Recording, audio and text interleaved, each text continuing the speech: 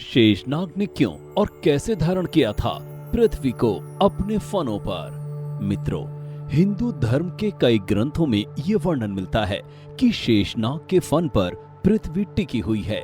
लेकिन क्या आपको पता है क्यों और कैसे नागों में सर्वश्रेष्ठ शेषनाग ने ऐसा किया?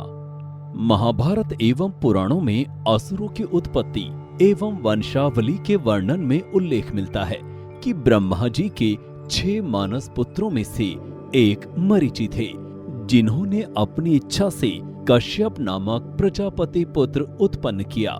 ऋषि कश्यप ने दक्ष प्रजापति की 17 पुत्रियों से विवाह किया, जिनमें से एक का नाम कद्रु था, जिसकी कोख से 1000 शक्तिशाली नागों का जन्म हुआ, जिसमें सबसे बड़े थे शेषनाग। कथा में यह भी वर्णन है कि महर्षि कश्यप की एक और पत्नी थी, जिसका नाम विनता था। कहते हैं कि एक बार विनता और कद्रु दोनों घूम रहे थे, तभी उन्हें एक घोड़ा दिखाई दिया। कद्रु ने कहा कि वो घोड़ा सफेद है, परंतु इसकी पूंछ काली है। ये सुनकर विनता ने कहा कि घोड़ा पूरा सफेद है। इस बात को लेकर दोनों में शर्त लगी कि जो हारा वो दूसरे की दासी बनकर रहेगा। उस घोड़े को देखने के लिए अगला दिन तय हुआ। घर आकर कद्रु ने शर्त हारने के भय से अपने सर्प पुत्रों को कहा कि वे उस घोड़े की पूंछ में चिपक कर काली पूंछ का आकार ले लें। माता विनता के प्रति अपनी माता कद्रु और अपने भाइयों के कपट की भावना को देखने के बाद शेषनाग ने अपने परिवार का त्याग कर दिया, जिसके बाद वो हिमालय और गंधमादन के पर्वत पर तपस्या के लिए चले गए।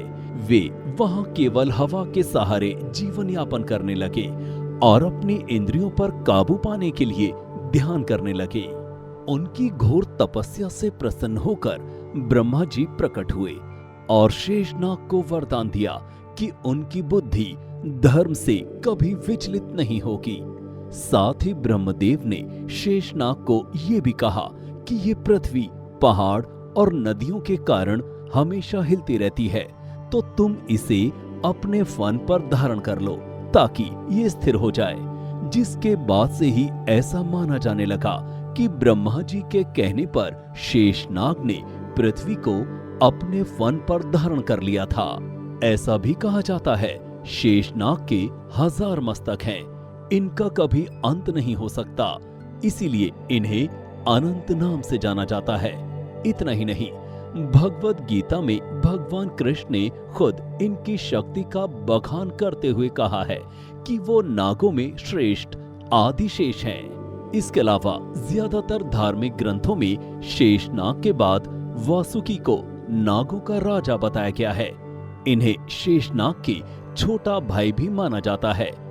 बात अगर इनकी शक्तियों की करें तो भगवान शिव के परम भक्त होने के कारण ही इन्हें शिव जी ने अपने गले में धारण किया था। इसके अलावा पुराणों के अनुसार जब समुद्र मंथन हुआ तब दानवों ने इन्हें ही रस्सी और मंदराचल पर्वत को मथनी बनाया था। इतना ही नहीं, त्रिपुर दाह के समय में शिव जी की धनुष की डोर बनने वाले कोई और नहीं बल्कि वासुकी नाग ही थे। साथ ही वासुकी प्राण या जीवन ऊर्जा, जिसे कुंडलिनी कहते हैं, उसका भी प्रतिनिधित्व यही करते हैं। मित्रों, अगर आप और नागों के बारे में जानना चाहते हैं तो नीचे कमेंट कर हमें बताएं।